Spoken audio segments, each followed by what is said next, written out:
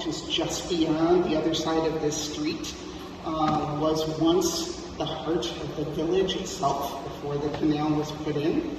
It's now called Van Cleef Lake, but when the lake is drained, you can actually see the foundations of some of the buildings there, which is just an amazing thing. And there's a diorama of that at the Seneca Museum of Waterways and Industry, so you can see what it looked like back in the days when the convention took place. But just across the water is Washington Street, which is the location of the home of Elizabeth Cady Stanton. And she would likely, during her time here, have come very near where we are right now. She probably walked about routinely as she went about her life, caring for her children and communing with her neighbors, caring for her neighbors. I think about how she served as a community member in Seneca Falls. I think about that often and how she must have experienced life here, how it would have affected her views, and what ultimately led her to gather her friends together and question everything and literally challenge the framework of society. And it happened here, not Washington, not New York City. It happened here in Falls. And she drew incredibly powerful people like Frederick Douglass here to Seneca Falls for their important work. So as you walk on the paths where leaders like Elizabeth Cady Stanton and Lucretia Mott and Frederick Douglass and Amelia Bloomer and eventually Alice Paul, they would have walked here, and think about what inspired them. Think about what might have affected their views and their way of thinking, what they might have been feeling and seeing and experiencing here. It's the power of place. There's something about Seneca Falls that empowers women to lead. So is it possible that someday, maybe 100 years from now, someone will visit Seneca Falls and gather, much like we are today, and remember you and your path of activism and perhaps how it began here? So let me first introduce Carolyn Maloney. Congresswoman Maloney became a member of the U.S. House of Representatives in 1993, but served as an elected official prior to that as a member of New York City's council. She's a model of leadership and activism and has been fighting for equality. That's a hallmark of her tenure in office. Today, she chairs the House Oversight Committee.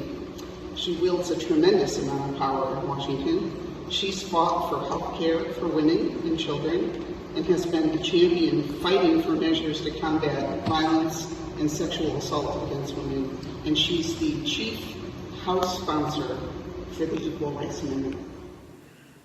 I'm Congresswoman Carolyn Maloney. I'm delighted to greet you all as we commemorate a significant moment in the fight for women's equality. The first introduction of the Equal Rights Amendment in 1923 by Alice Paul. As you know, the leaders of the movement for women's suffrage began to work on the ERA almost immediately after women were granted the right to vote. They knew this amendment was the next crucial step towards true equality. Nearly 100 years later, we still do not have a constitutional amendment prohibiting sex discrimination. Since I came to Congress, ratifying the ERA has been one of my top priorities. I have introduced an ERA resolution 13 times in my career. After decades of inaction, we have never been closer to success. Last fall, I chaired a historic hearing of the Committee on Oversight and Reform on why the need for the ERA continues today. As you know, the legal threshold for ratification of a constitutional amendment was met when Virginia voted to ratify the ERA in 2020. According to the requirements of Article 5 of the Constitution, the ERA already is the 28th Amendment, but it still hasn't been recognized. Despite urging from Congress and ERA advocates, the National Archivist recently retired without performing his duty to certify the recent state ratifications and publish the ERA as the 28th Amendment to the Constitution. A resolution to eliminate the time limit that Congress passed with the ERA in 1972 has passed the House twice, but is stalled in the Senate. The resolution would remove any remaining doubt about the validity of the ERA, and I have joined many of my colleagues in urging the Senate leadership to bring it up for a vote. The ERA provides a foundation that would support other rights that are under threat right now, like reproductive rights and voting rights. Gender inequality holds all of us back and prevents us from having a fully functioning democracy. For too long, we have been fighting for gender equality on multiple fronts: gender-based violence, pay inequality, pregnancy discrimination, and workplace sexual harassment, to name just a few. The only way to make the broad and lasting change we need is to certify the Equal Rights Amendment. There is too much at stake to endure any more delay. I know that you share my determination to keep moving forward until the ERA is in the Constitution once and for all. I hope you draw inspiration from the legacy of the trailblazing women that we are celebrating today. I am honored to be in this fight with all of you. Next, I'd like to introduce Dr. Melinda Grube. Dr. Grube is an awe-inspiring historian who channels Elizabeth Cady Stanton like no other individual can. Not because she has otherworldly or paranormal capabilities, but rather because she has conducted an extraordinary amount of research. She has studied history so thoroughly that she's an expert who can speak from her perspective. And she is equally familiar with atoms and crystals surrounding women's distinction. So Dr. Grube is also a mesmerizing speaker and storyteller, an adjunct lecturer at local colleges, a history major from Wells College here in the Finger Lakes. She earned her master's in women's spirituality from the McGregor School of Antioch University and her PhD in women's studies and religion at the Union Institute. In 1848, my mother, Elizabeth Cady Stanton, began a human rights revolution with these words: "We hold these truths to be self-evident, that all men and women are created equal." I was born 8 years later in the center of the rebellion, in a rollicking household of liberty-loving children.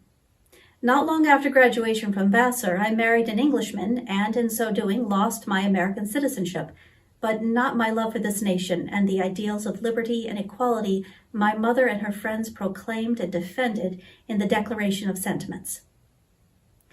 After Mother's death, I continued our fight with my focus on economic justice for working women, wage earners, and professionals.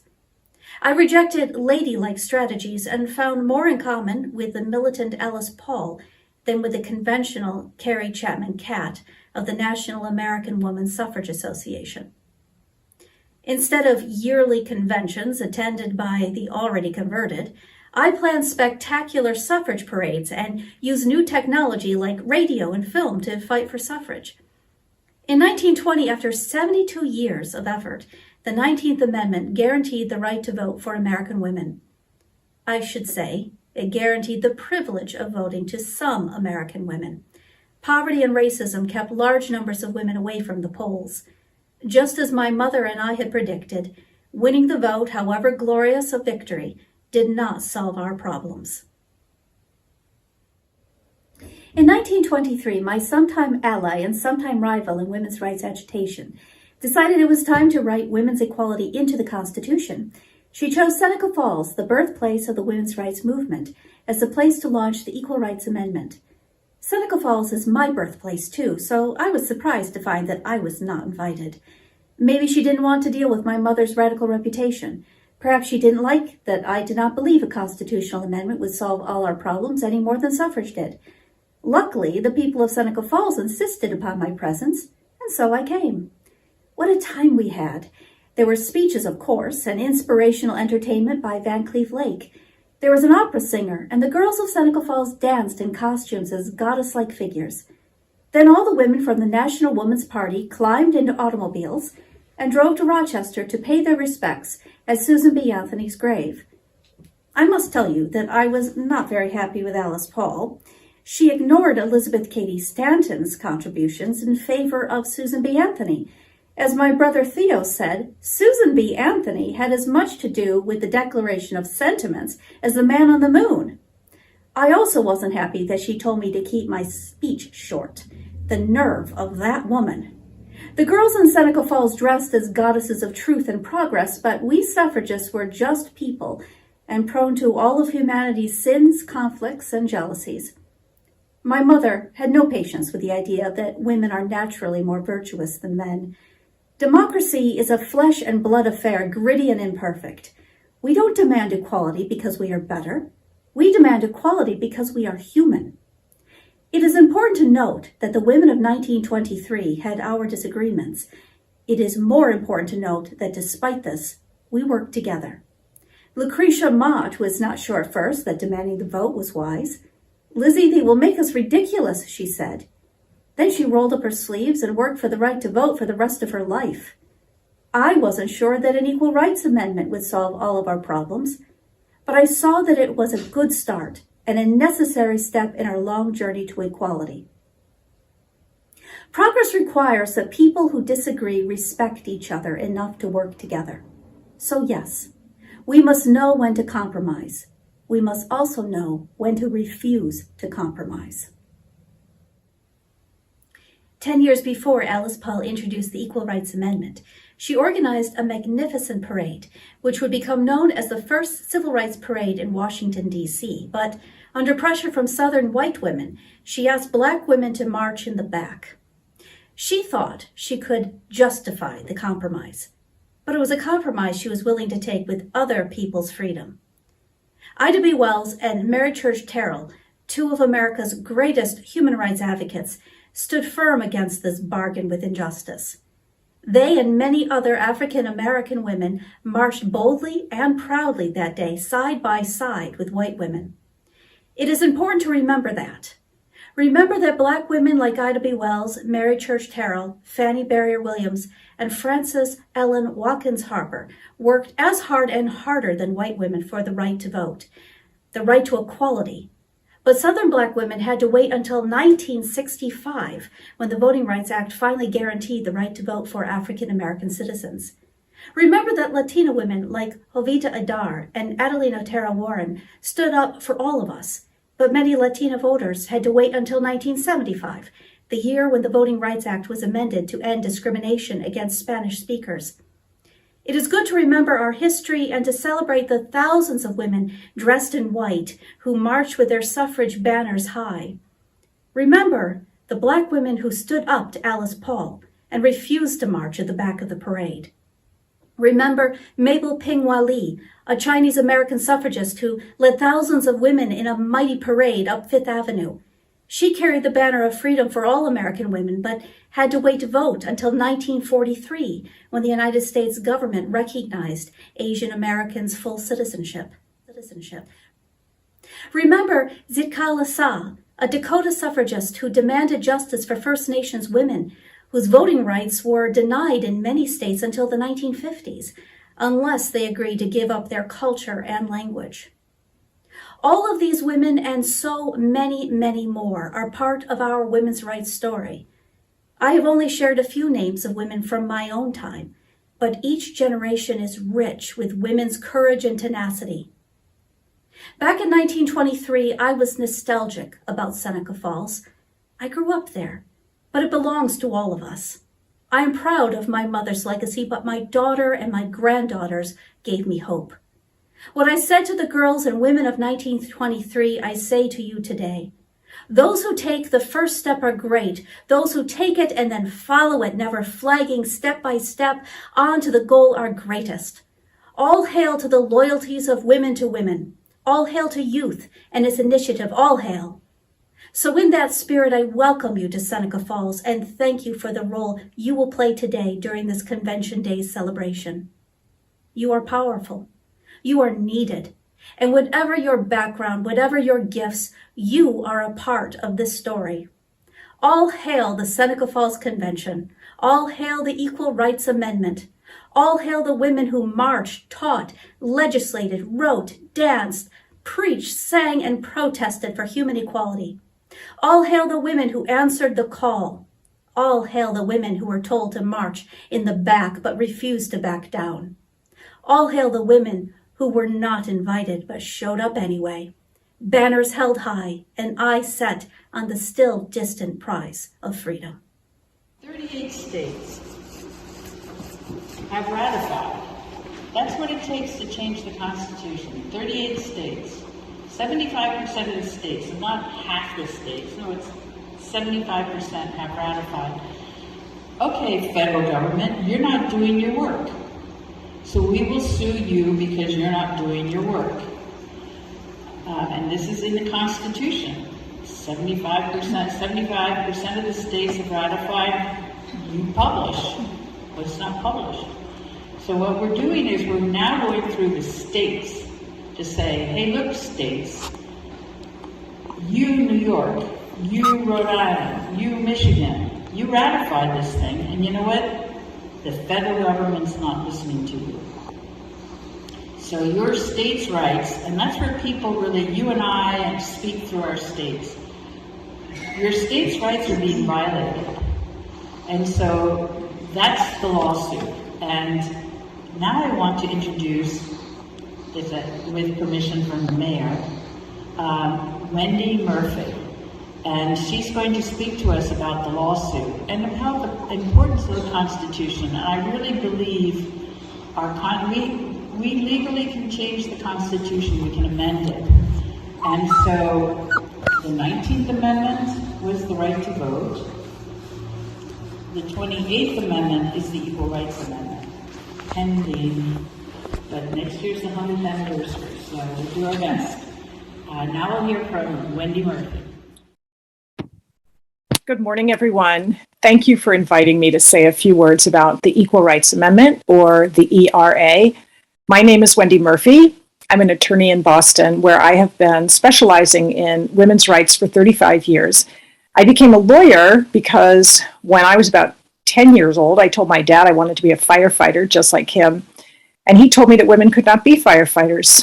I said, that's not fair.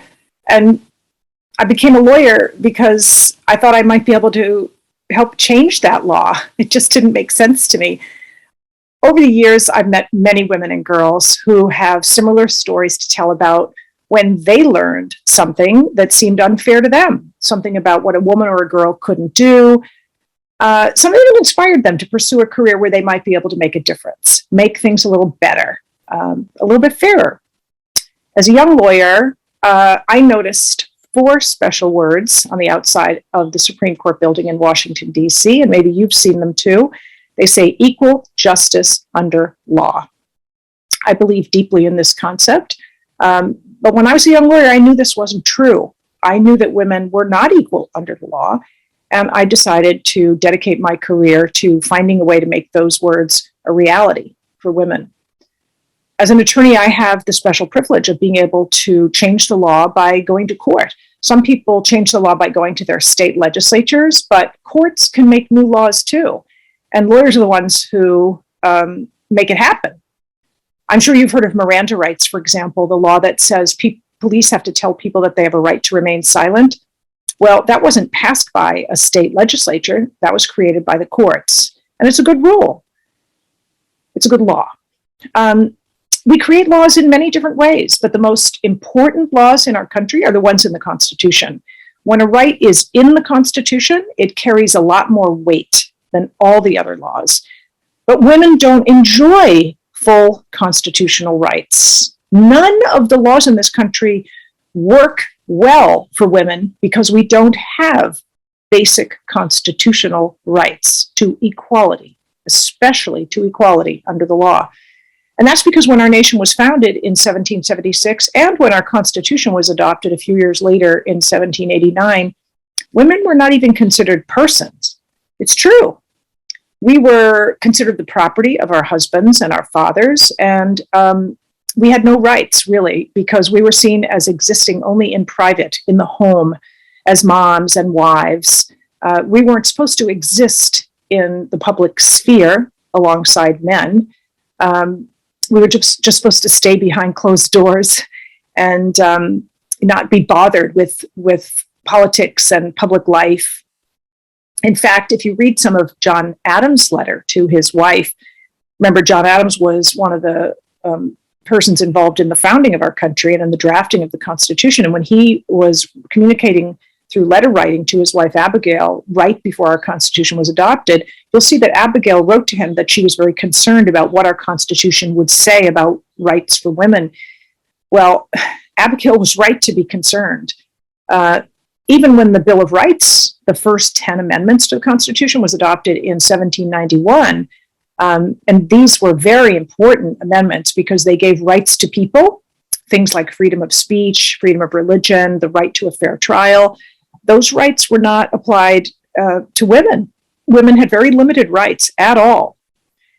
And women were not happy about this. They were keenly aware that they were being oppressed, and they began to fight back. Wonderful advocates like Elizabeth Cady Stanton, Sojourner Truth, and later Alice Paul fought back bravely and demanded the same rights as men.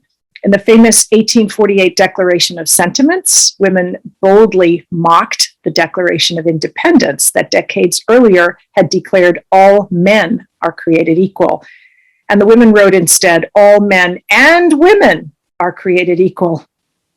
Thus began the march toward full equality for women, but it has still not been realized all these years later. 174 years later, we still have so much work to do, and we need your help. To establish women's equality, so how do we fix the Constitution, you're probably wondering, and literally put women in the Constitution alongside men as equal persons under the law, we proposed the Equal Rights Amendment in 1923. The words have changed a little bit over the years, but here's what it says. It's very simple. Equality of rights under the law shall not be denied or abridged by the United States or by any state on account of sex. It's that simple. Easy, right? Like, who should be opposed? Well, not so fast. To become the law, the ERA had to be passed by Congress and then be approved by 3/4 of the states, or 38 states. Well, that finally happened in January 2020.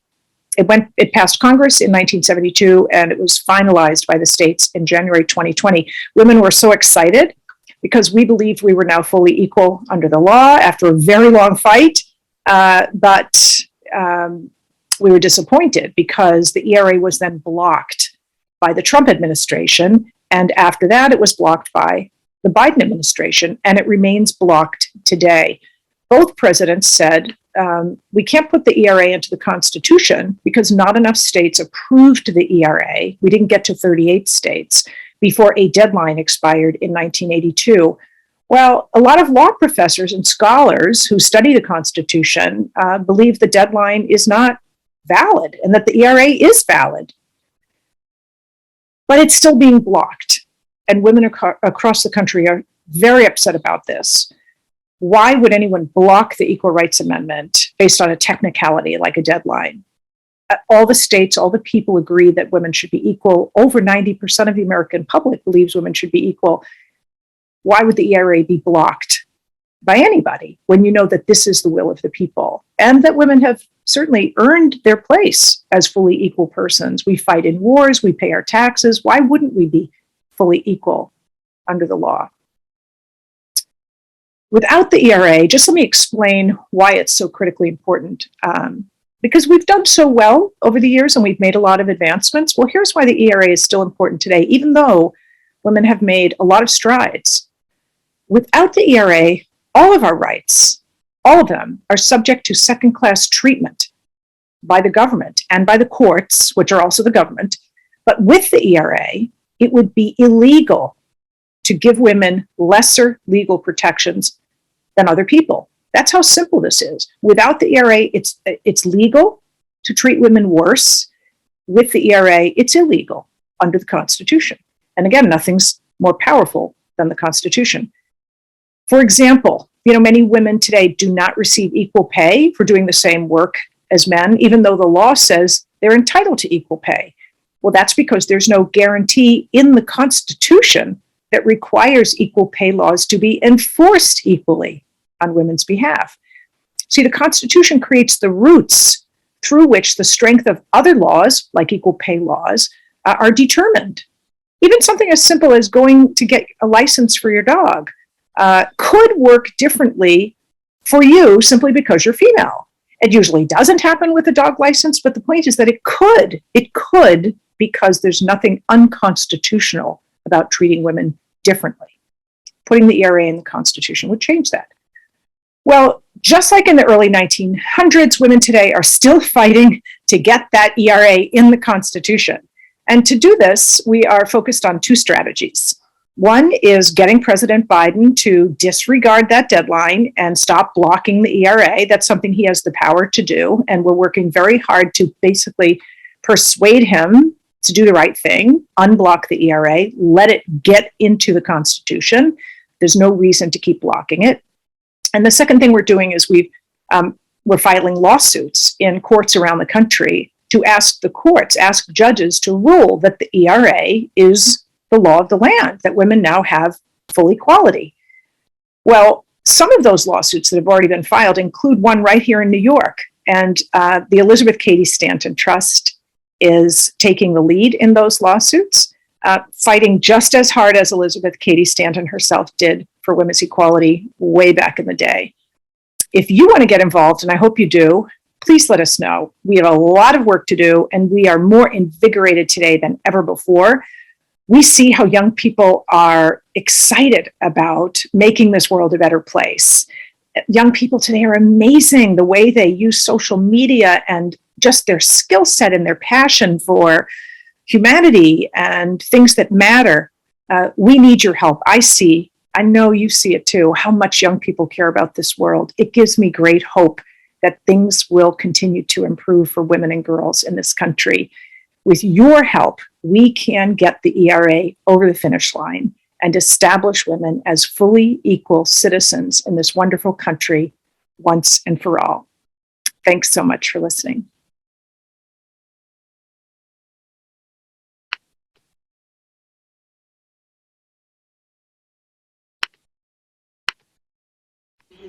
The reason we're gathered here today, Marilyn gave her a great introduction earlier.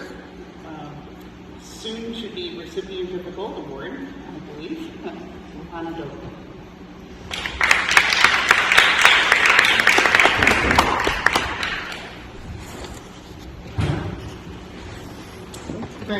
I don't have too much to say, but I just want to start by saying that when I was preparing what I was going to say here, I felt very intimidated. I'm surrounded by very educated and intelligent and accomplished women, and that was scary for me at first, but then I realized, for two reasons, that there's no reason to be intimidated. First up, the community and everyone here, we're all working for the same goal. We all just want social justice, and these are some of the least judgmental people I have ever met, because our final goal is to allow every human equal representation and protection under United States law. We want equality for everybody. So, everybody's contribution is valued, and everyone has things to listen and to teach and to learn. And our willingness to listen is what makes our communication and our work together so effective. So I really value that. The second reason is that we come together every year in celebration and remembrance of our foremothers, Elizabeth Cady Stanton in the 1848 convention, the 19th century, and then this year we also commemorate the work of Alice Paul and Harriet Stanton Blatch. in the 20th century with the 1923 introduction of the ERA. In the 21st century, however, there is still a lot of work to be done. The American system is still plagued by sexism, racism, homophobia, and our rights feel threatened by radical politicians and supermajorities. And women are still not protected by the Constitution. So my generation is the one that needs to pick up this work. We need to blaze forward with the torch that we have been passed. I am here today to speak to my peers and to encourage them to be active in the causes that mean a lot to them, to not be intimidated by opportunity. This year I have managed to gather a few kids from all over the area, New York State, even Pennsylvania, and I think it's just a miracle that I'm able to bring together people that are just as interested in learning about the past, present, and the future of women's rights as I am, just because we are all equally passionate and equally as devoted to the cause. So I think that anything can be done with a little bit of passion. The Reverend is our gracious host today. The first female pastor of the First Presbyterian Church of Seneca Falls. She has done much to bring the history of this place to light as the location of Alice Paul's famous speech in 1923, where Paul demanded that equal rights for women be recognized formally by Congress and made an everlasting part of our U.S. Constitution. Something that still hasn't happened 100 years later.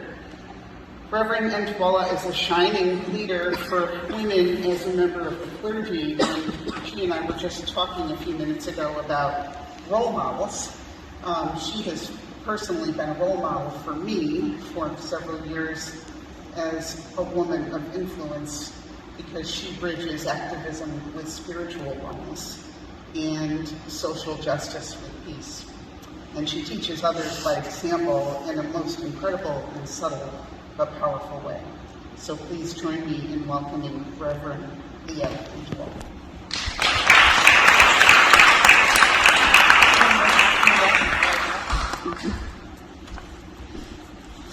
So hi and welcome. I wanted to speak to you about Alice Paul a little bit, and we will journey back when Marilyn tells me we will. I just do what people tell me to do. And sometimes it's not so bad. And so we'll talk about that, and I'll show you some spots, but I wanted to talk to you a little bit and begin that conversation here about Alice Paul. These women, these people said brilliant things, lots, and but one of the things that resonated with me when I was reading and studying about Alice Paul was her notion. She said that I never doubted equal rights was the right direction. Most reforms, most problems are complicated, but there is nothing complicated about ordinary equality. And I feel like today, I'll say this, it reminds me of a few things. One is that I like us to be reminded always that those leaders and the people we admire, that it's always about progress and not perfection. They messed up. They made mistakes. We also will mess up and make mistakes. As my little brother likes to remind us, there will be a day when my children will be so disappointed that I continually carried around in my pocket something that I knowingly knew was made by child labor in a country that was very far away, and they will be shocked and disappointed, as they should be. And I welcome that conversation one day. But I think that's the way it goes. We're not perfect people. We make progress. We each do it better the next thing because we have more knowledge. If we're open to accepting that knowledge, which I think these women, one of the things is that if you look at it, they didn't always agree, as Harriet told us, right? They didn't always agree about, and they didn't always make space and room even for people whom they admired. But I think that that's a reminder for us about intentionality. So one of the reasons that I am so grounded in my own spirituality, as many of these women were in their own, is it's not ever so that everybody does it the way that I do it. Though there are some things I think could be made easier if people just did it the way that I did it, but you also have your feeling that on those same topics. But the intentionality, so making conscious choices and being as aware as we can be in any given moment. And so understanding then today, we are invited to hear these words of Alice Paul, hear and stand in this space and be reminded about being intentional in the law, that it's not done so that we can dictate and have power and control, but it's done so we can say, okay, now there's equality, so now we can have more discussions. Now everybody has equal voice at the table, and we recognize that. And so we can have intentional conversations about what comes next. This is first, now what's next? And some would argue that the ERA doesn't open up to things like non-binary and transgender people and all of that. So we can pass it and then have this discussion to say, yes, it does, as I'm sure Murphy would agree. So the reason that the 14th Amendment doesn't apply to women is because the law has never been interpreted that way. So if the law had been interpreted that way, the ERA might not be necessary, but the law has never been interpreted that way. And so now we pass this new law, this new amendment, and then we say, okay, now we can have the next discussion about what are we going to do and how are we going to choose to interpret this law and create space. And we can determine that equality means everybody, regardless of gender. And so I think those things are really important lessons for us. I sit here and I'm reminded how I also was that weird child in my 3rd grade classroom who cried when I heard about robots in taking over jobs in Michigan and other industries. And I was so struck by, I just aged myself. Some of you are like, robots are awesome. Robots are awesome. But there was a time, and continues to be a time, where they replaced real people. And then those real people got replaced by robots or cheaper labor, and then the impacts are then felt. So one of the things that I think when we talk about intentionality and progress is, when I was in 3rd grade and I heard about that, my response was just to cry. But now, as I've gotten older, it's to make changes to ensure that that doesn't happen. And while I think macro level thinking is important, I think micro level work becomes the work that you can do. So if we, Alice Paul was a Quaker. So one of the things about how Quakers became abolitionists is, so I'm Presbyterian. We did not do it this way. The Quakers said, we think it's a good idea for us to be abolitionists. And so they went state by state, church by church, community by community, and it took a long time. And they sat in that muck. Many of us aren't very good at sitting in the muck.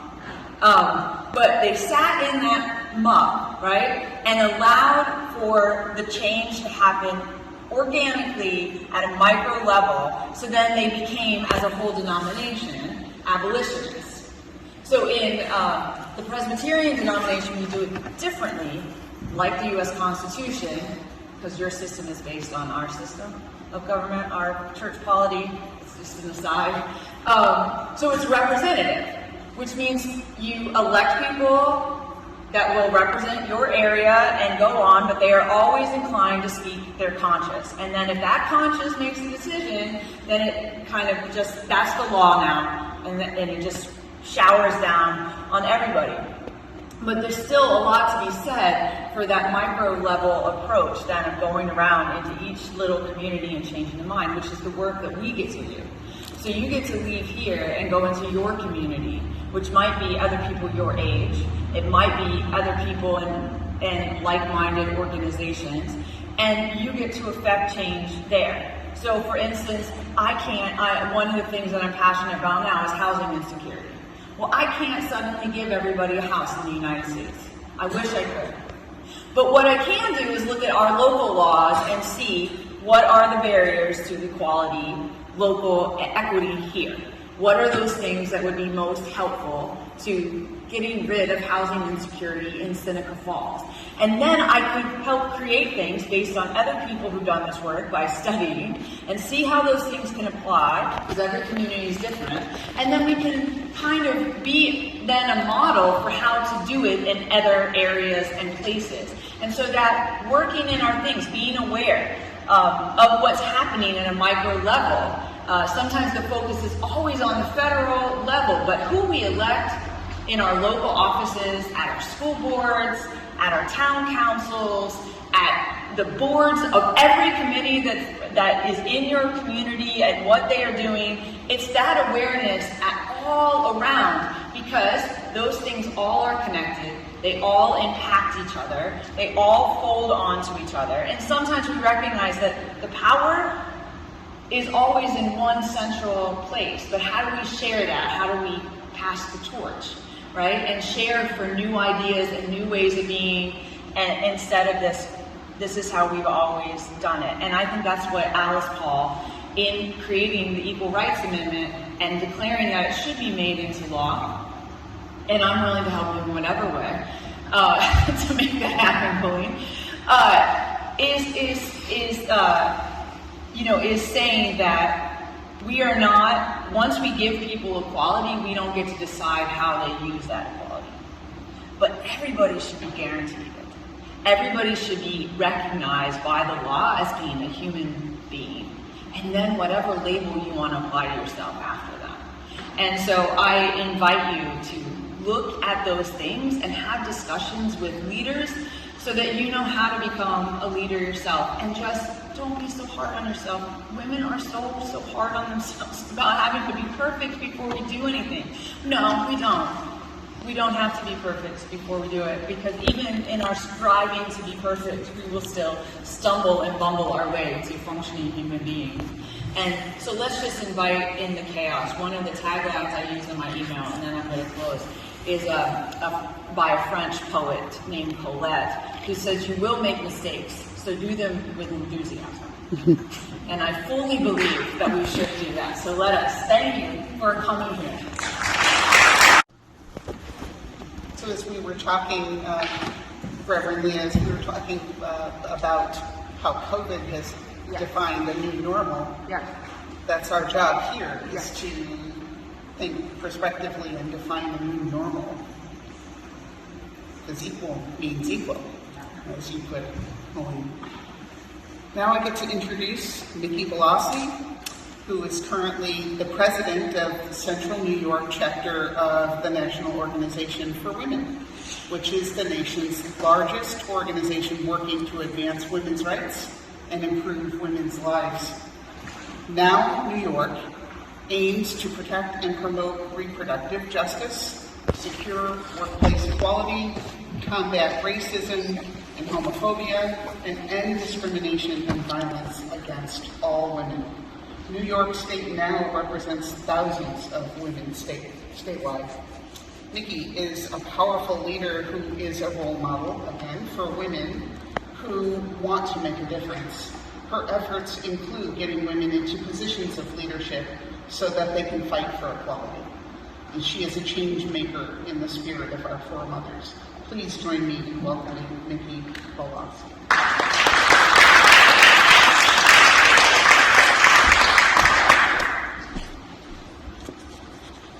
Thank you. I'm kind of in the cleanup position. I have my speech written out, but a lot of what I have to say you've heard before. So listen once again. I'm glad to be here today representing the National Organization for Women. I've been a NOW member for a long time, a very long time. And all along, NOW has fought for passage of the Equal Rights Amendment. Because I was born in Missouri, I will share a personal story about Missouri NOW, then I'm going to talk about National NOW, and then I'm going to end with a call to action for you. Missouri NOW. In 1978, raise your hand if you were born after 1978. Well, some of you were, yes. Missouri now fought for ratification of the Equal Rights Amendment in the state.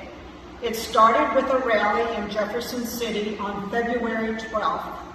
That rally was the start of a 78-day vigil. Activists stood at the governor's mansion just a couple blocks from the state capitol. It ended on April 30th at the close of the legislative session with another rally. Missouri never has ratified the Equal Rights Amendment. But for the women and some men who stood vigil, their time had meaning. They wore black capes and they held a banner that read, "Human rights begin at home." I was one of those who stood vigil.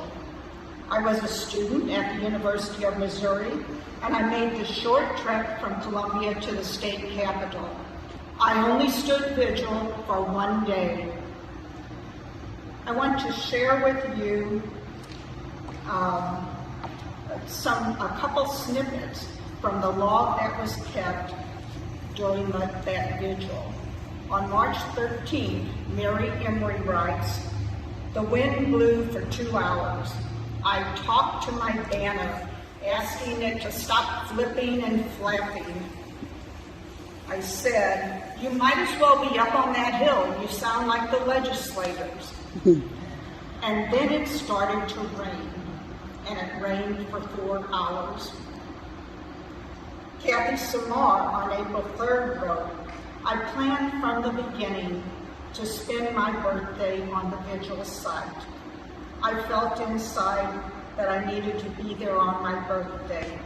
I'll remember this one always. I spent my time on the vigil redirecting my efforts. There's a long road ahead, but we will make it." Betty Burnett from Springfield wrote on April 20th, "A man said, 'Aren't you women ever going, aren't you ladies ever going to give up?' And I said, 'Never.' And I meant it. And we haven't." The National Organization for Women was founded in 1966. At their second convention in 1967, there was a call for passage of the Equal Rights Amendment. Throughout the 70s, there were all kinds of actions. There were marches, walkathons, protests. We demanded that President Carter ratify the Equal Rights Amendment. In 1972, the constitutional amendment was approved by Congress. And throughout the 80s, there were more actions. In 1980, this time in Chicago, there was a march that drew 90,000 people. That year, the NOW delegation fought for passage of the Equal Rights Amendment and a plank in the Democratic Committee convention platform. And in July, during platform hearings, the Republican Party reversed its 40-year tradition for support of the Equal Rights Amendment. Efforts stalled at 35 states. NOW adopted a 3-state strategy, pouring efforts, getting 3 more states to ratify the ERA. In 2017, 45 years later, Nevada became the 36th state to ratify. Thanks to Senator Pat Spearman and NOW activists, including Nevada NOW President Jerry Burton. In 2018, the Illinois House finally ratified the Equal Rights. Hard-working Illinois NOW members Susan Bramlett-Levin and President Laura Walsh were relentless. Virginia became the 38th state to ratify the ERA in 2020 due to efforts of NOW member Hala Ayala, a House delegate. And today, NOW continues with partners in legal action to have the amendment recognized and the timeline removed. How will the ERA help women?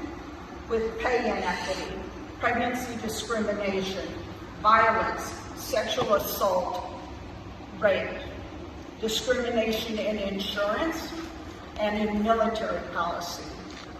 Now believes that the Equal Rights Amendment will help advance the rights of women, including women of color, women with disabilities, and LGBTQIA+ persons. The ERA will provide a defense against efforts to roll back already won rights. The Equal Rights Amendment will serve as a foundational principle for equal opportunity and equal treatment for men, women, and non-binary persons. To amend the Constitution, two things have to happen. Congress has to ratify it, and 38 states have to ratify the amendment. It's been 99 years. We are at 10 centimeters. We all have to push. We all are needed. What can you do? Other people have said. I'm asking you, find the ERA Coalition online, look for the Take Action box, and they have several things listed. I'm asking you to tweet at Senate Majority Leader Schumer today and every day. Ask him to call a vote to remove the deadline. We ladies will never give up.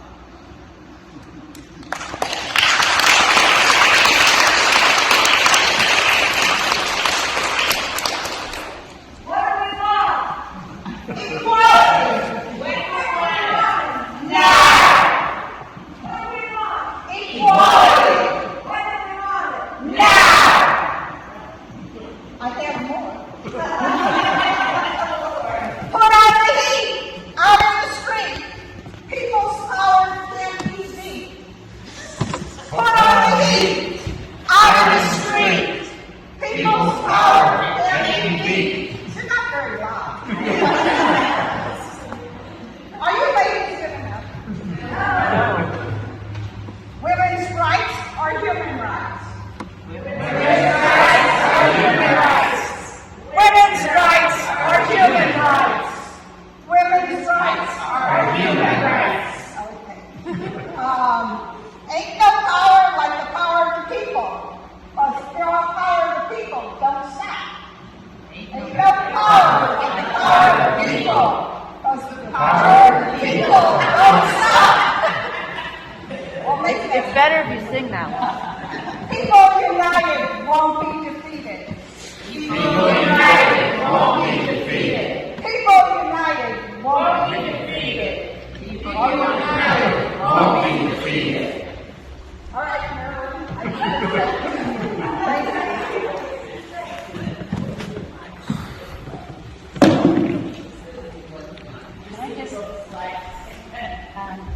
Just to wrap up, I just wanted to invite Anna to the podium and Leah to the podium. So you've earned, in my opinion, I'm not competitive, the Big Girl Scout Award. Yeah. But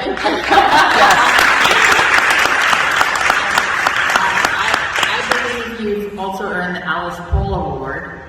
She'll receive the first Alice Paul Award, and this is right. There's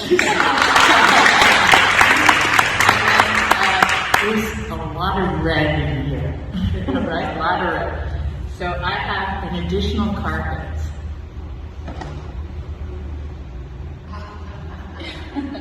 For Pastor Leah to stand on. This is in honor of the centennial of the 19th Amendment, 100 years. And I give this to you. That's great. And enjoy. Thank you. Thank you.